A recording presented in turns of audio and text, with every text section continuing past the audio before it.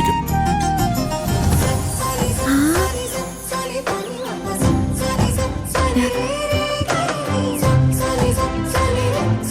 എന്ത് ഭംഗിയാ! പൂമ്പാറ്റയും കിളികളെയൊക്കെ ഞാനും കാണാറുണ്ട്. പക്ഷെ ഞാൻ നോക്കുമ്പോ അതിനൊന്നും ഇത്രയും ഭംഗിയില്ലല്ലോ. കൈലാസർ ഫോട്ടോ എടുക്കുമ്പോ ഇതിന് ഭംഗി വരുന്നത് എന്തുകൊണ്ടാ? കിളികളെയും പൂക്കളെയും പൂമ്പാറ്റകളെയും പ്രകൃതിയും ഒക്കെ അതിന്റെ ശരിയായ ഭംഗിയിൽ കാണണമെങ്കിൽ കാമുകന്റെ കണ്ണുകളോടെ അവയെ നോക്കണം.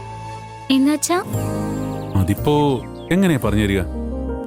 ഉദാഹരണത്തിന് ഞാനിപ്പോ ദേഷ്യത്തോടെ പാർവതി നോക്കുകയാണെന്ന് വിചാരിക്കുക.